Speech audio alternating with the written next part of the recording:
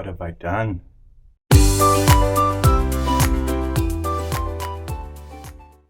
Hey everybody, Chris with Wallowa Hikes. Welcome back. If you're new here, this channel is for beginner backpackers, and we talk about everything related to backpacking that you might need to know to get out there and have a wonderful time. If that's something that interests you, consider subscribing to the channel so you don't miss anything.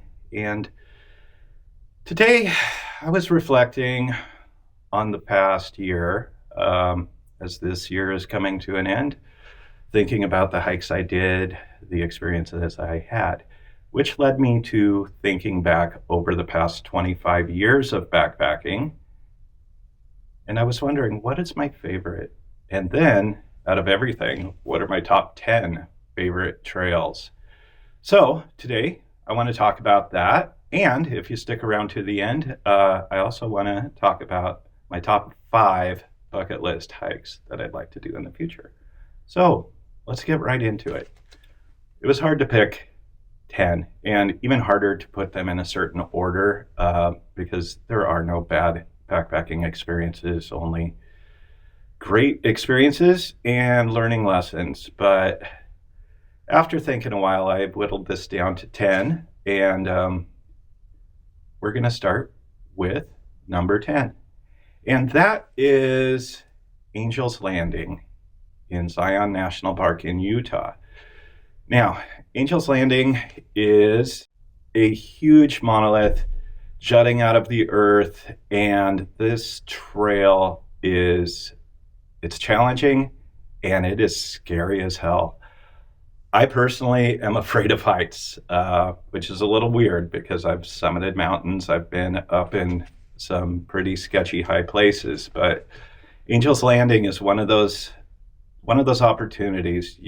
If you have it, you just have to take it. And it was pretty scary. So the trail is only 5.4 miles round trip, but there's a lot of elevation gain. And to get there from Zion, there's a shuttle, and you're going to take the 6th stop, which is the grotto. And from there, you go across the road and you take the West Rim Trail. It's a nice leisurely stroll for a while. And then the elevation starts and you go up and up and through a series of 21 switchbacks, which is called Walter's Wiggles. Honestly, it wasn't as bad as people make it out to be. You just take your time. But from there, you get a little reprieve. And then the fun starts. So from here, you kind of start along a steep ledge, and there's a bunch of cables to hang on to, but there's no guardrails or anything like that. So there's really nothing to stop you from falling off the edge. And at certain points, this trail, there's a spot where it is like 1,000-foot drop on either side, and a section of trail that's about 2 feet wide. Kind of blows my mind that they let anybody do this trail. And so that was a challenge for me, but I did it. And eventually you're on a summit 1,500 feet above the valley floor, and the views are extraordinary. What I loved about this hike was it challenged my fears. And that sense of accomplishment coupled with the stunning views makes that number 10 on my list. So moving on to number 9. This is a trail that most of you will have never heard of, and that is the trail to Ice Lake in the Eagle Cap Wilderness of northeastern Oregon. Now, when I started backpacking, I lived in that area, and Ice Lake was one of the destinations I wanted to check out. I did this as a day hike originally, and then later in life took a couple of trips up there as overnighters. Now, the trail to Ice Lake itself is about 15.4 miles round trip. And you start at the Wallowa Lake trailhead, and after about 3 miles up the west fork of the Wallowa River, you take a side trail, which starts to steeply climb up a series of switchbacks. And after a while, you feel like you've topped out. You come to a beautiful meadow, and realize that there's even more switchbacks. So this is a brutal trail as far as elevation goes. There is a backcountry way in that isn't so steep from above, which I've done. But in this case, you want to follow the trail. And Ice Lake, it's just a beautiful setting, and it's surrounded by mountains. 3 of the tallest peaks in the Wallowas. And this past year, I was able to climb the 3rd of the 3 that I wanted to climb there. But the main one that interests people is called the Matterhorn because of its resemblance on the west side to the Matterhorn in Europe. And there is a scramble from Ice Lake up there. I've done it a few times. Highly recommended. The views up there are amazing. And climbing to the top of the Matterhorn, it's only 3.6 miles round trip from Ice Lake. And coming down's a lot funner than going up. You're going to gain another 1,980 feet if you continue on to the Matterhorn. You're at over 9,800 feet, and the views, like I said, are extraordinary. Now, if you're adventurous from there, you can go across a crazy wild ridge called the Dragon Spine, and that will take you to the peak of Sacagawea Peak, which is the tallest mountain in the range. So a lot to do here. It's a wonderful place, and that's why it's number 9 on my list. Moving on to number 8. A few years ago, I had the opportunity to go all over Utah to go backpacking, and during that trip, I went to the Needles District of Canyonlands National Park. Now, Canyonlands is in the middle of nowhere. Probably about an hour and 20 minutes south of Moab.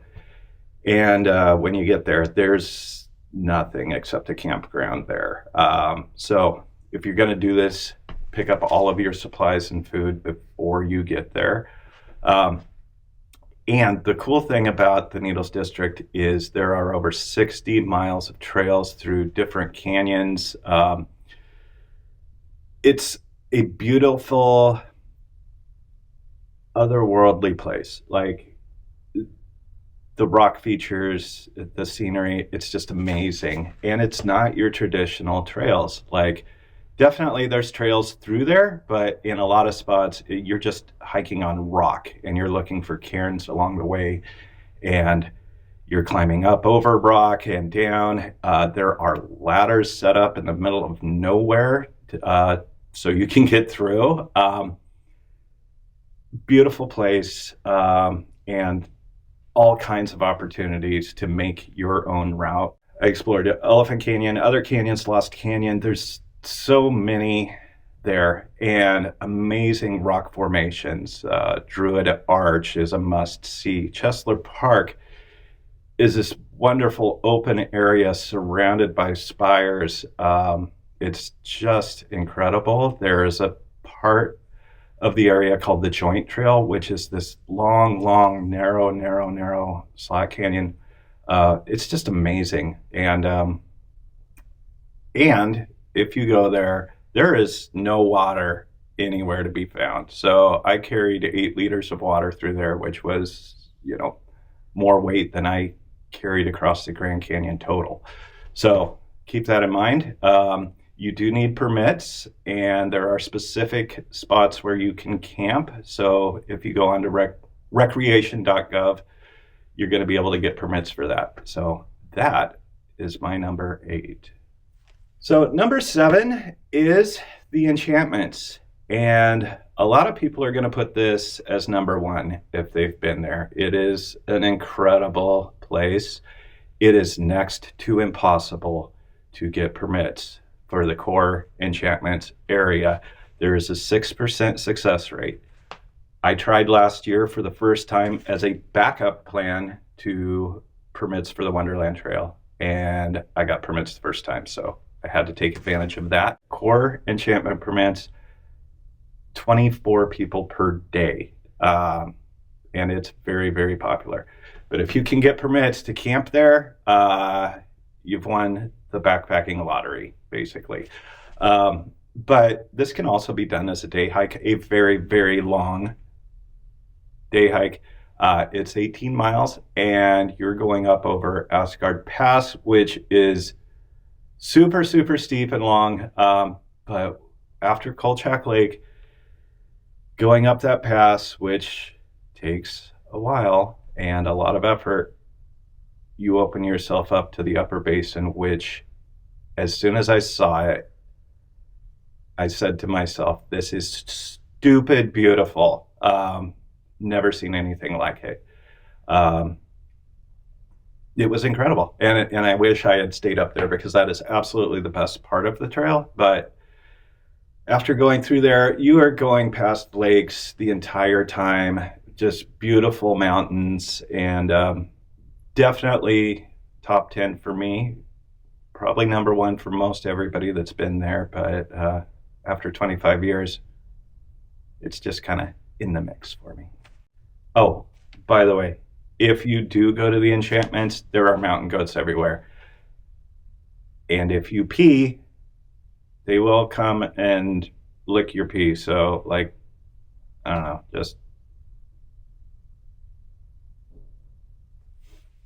Coming in at number 6 is the Timberline Trail in Oregon. Now, it may surprise a lot of people that I rank this higher than the enchantments, but honestly, 40-mile trail around Mount Hood.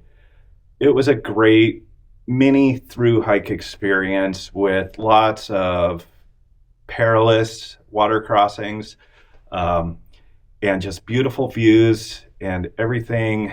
It was like so many trails in one. Ramona Falls, absolutely gorgeous.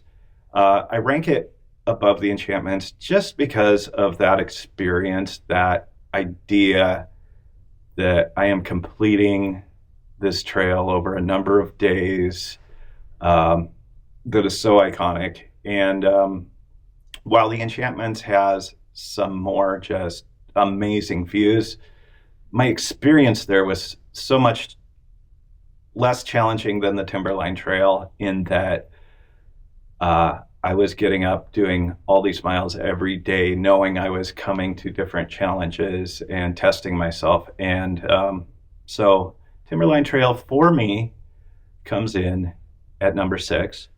If you're interested in the Timberline Trail, I actually have a video on that trip. We'll link that up here.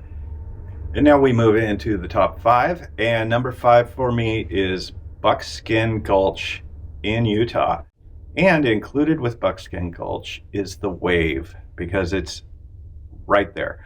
I've been to both, but not on the same trip. So focusing on Buckskin Gulch, but the Wave is right there. If you can get permits to that, good luck, but oh, you gotta see that. So Buckskin Gulch is one of the longest continuous slot canyons in the world.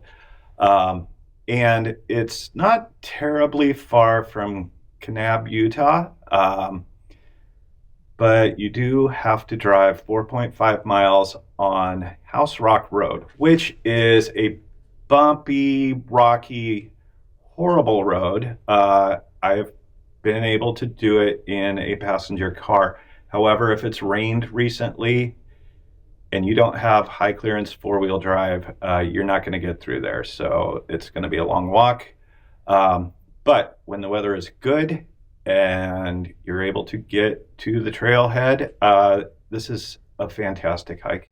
And you start by going down a wash, fairly easy downhill walk. And after a little ways, you come to a sign, which is where people turn off to go to the Wave. And that area is restricted unless you have permits.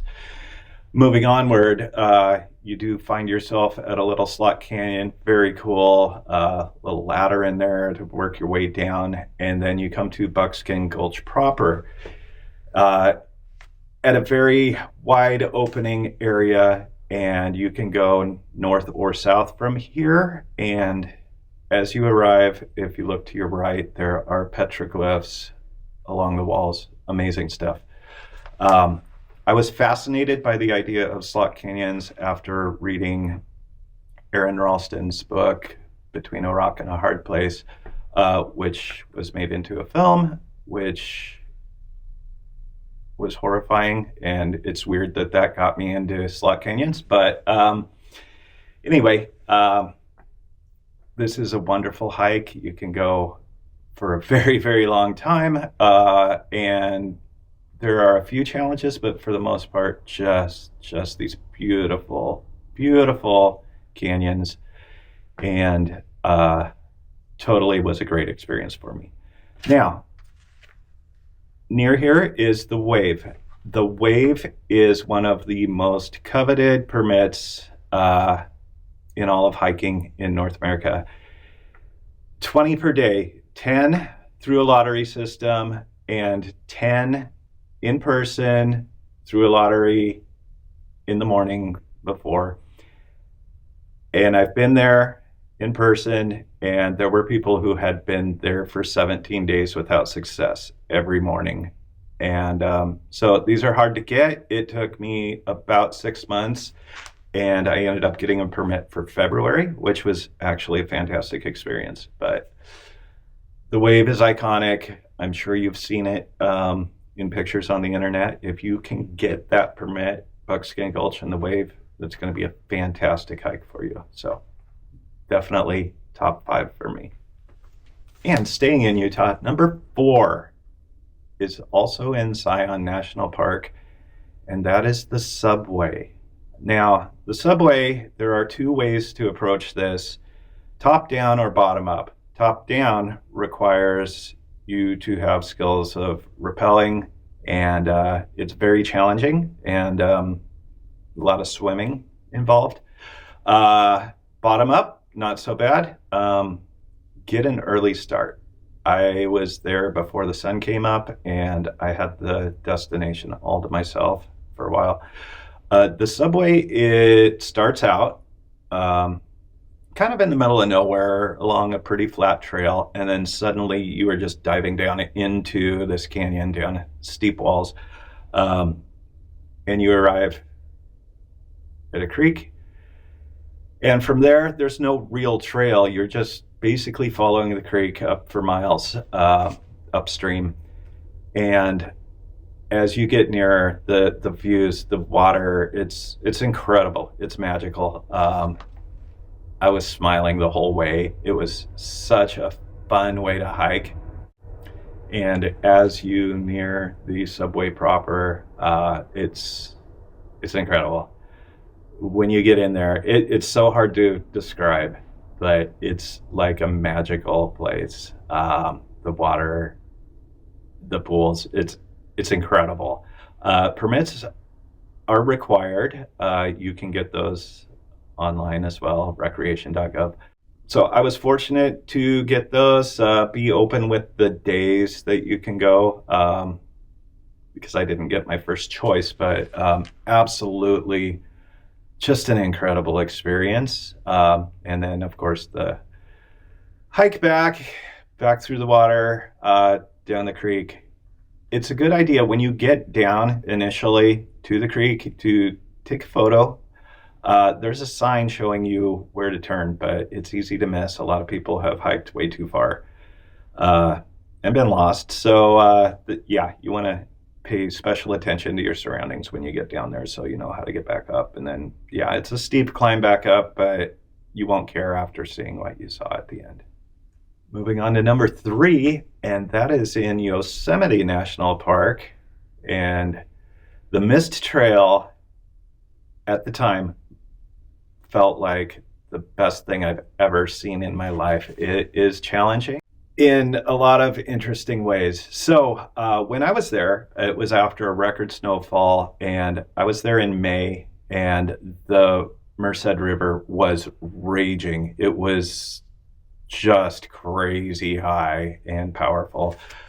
So these waterfalls along the way in the Mist Trail, just amazing power. And I got soaked because the spray from those, it goes forever. And just the wind, it was a crazy, fun challenge. but didn't stop there. So once you get through those initial waterfall areas, you can continue on. And I did, and had backcountry permits. Continued hiking.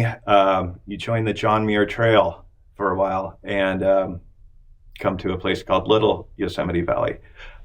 Be aware there's a lot of bear activity there. You're required to have bear canisters, but it was incredible in that I got to see a part of Yosemite that most people who go there don't see, being on the backside of Half Dome and continuing on to one of the most beautiful, beautiful campsites I've ever had in my life. And then because of all the snowfall, there was like 3 or 4 other hikers once I got past the waterfalls.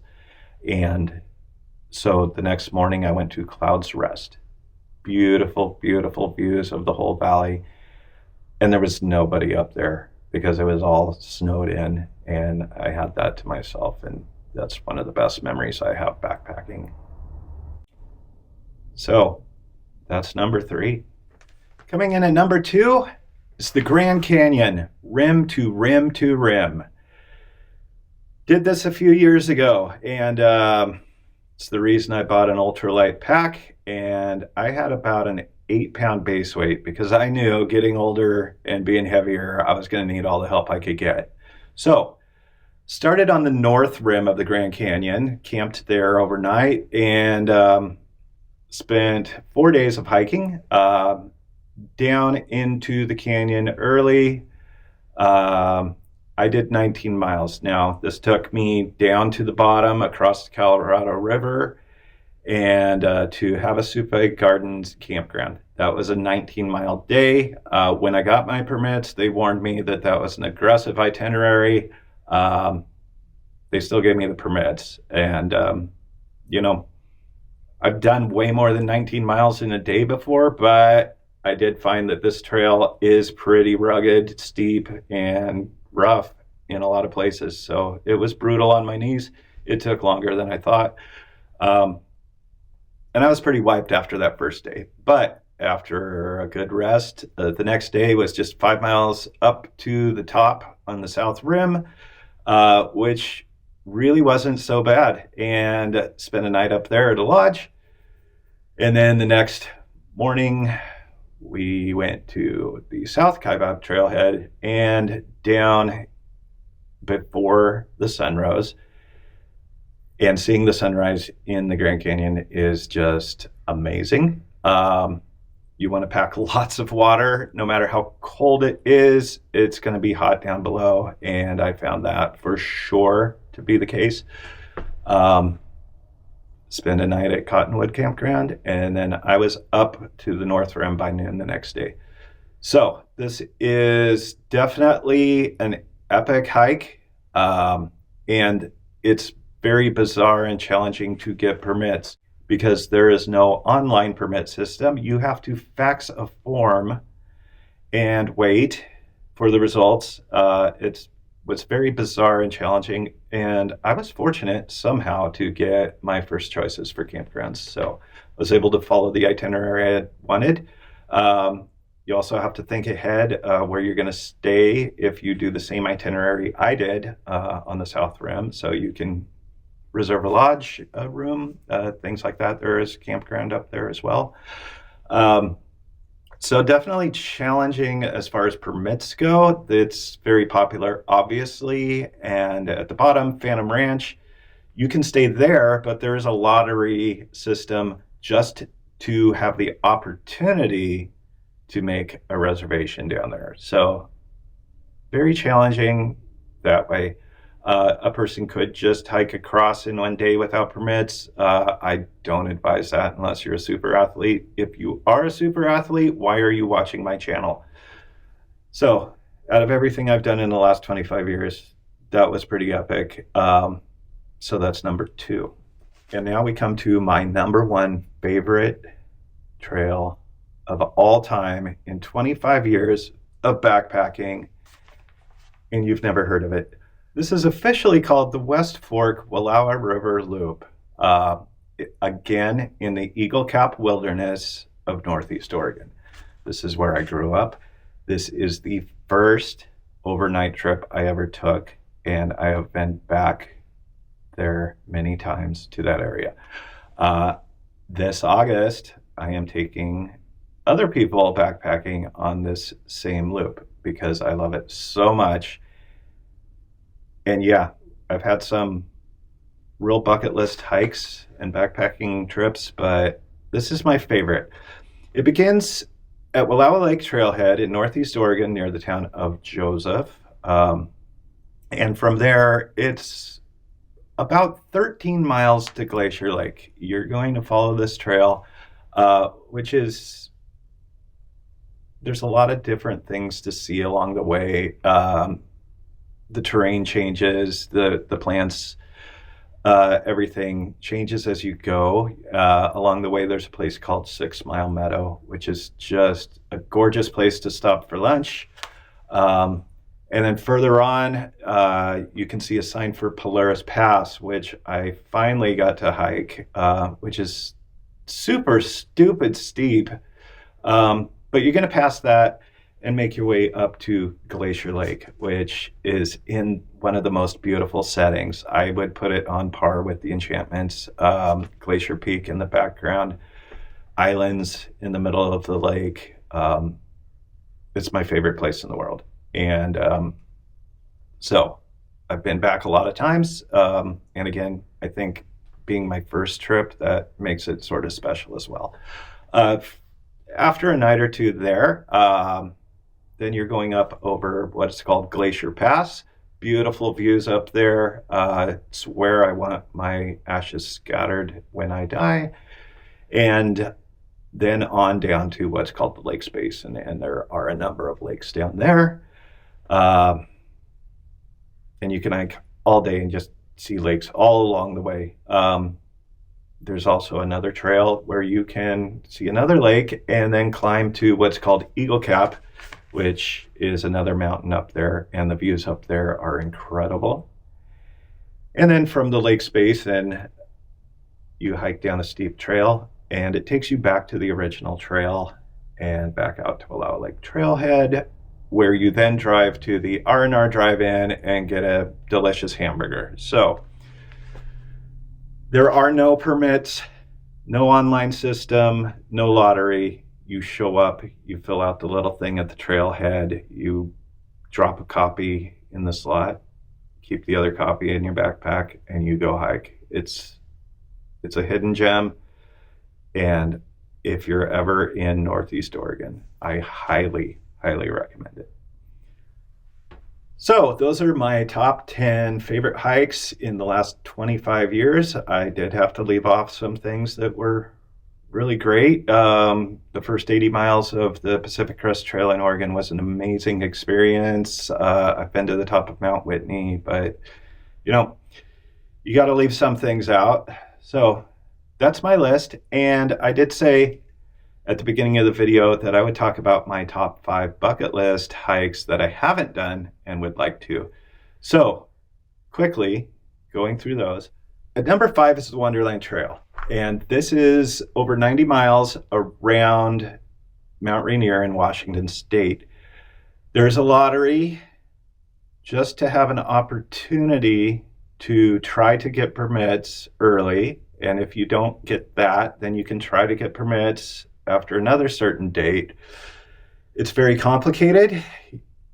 Each campground you stay at requires a separate permit, and you can only hike so many miles a day. I think 16 miles, 19 miles, don't quote me. So I wasn't able to get permits last year. It's still something I would love to do. So that's number 5. Number 4 is, I'm going to butcher this, the Kalalau Trail in Kauai, Hawaii. Just an epic hike to a secluded beach with some super sketchy drop-offs. And the views of that mountainside just look extraordinary. So that's definitely on my list at number 4. Number 3, the Tour de Mont Blanc. And of course, this is in the Alps in Europe, and epic. epic, beautiful, and that's probably a few years off, but it's definitely on my list. Number 2 is the West Highland Way in Scotland. I am seriously considering doing this in 2026. And as I'm getting older, it kind of works for me in that it's about 90 miles. But if you want, you can stop in these little villages and stay or have lunch. So it's not completely remote, but I mean, it's Scotland, right? How cool. And number 1 bucket list hike for me, hopefully I say this right, the Manaslu Circuit in Nepal.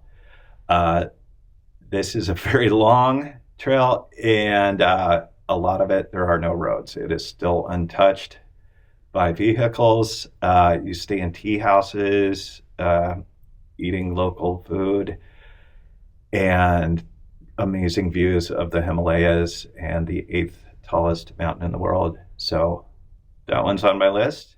So that's my top 5. I'm interested in where you've been. What's your favorite hike that you've been on, if you've been on any? And what does your bucket list, hike list look like? Really curious. This is a good way for me to find out new ideas and learn a little bit more about you. So thanks for stopping by.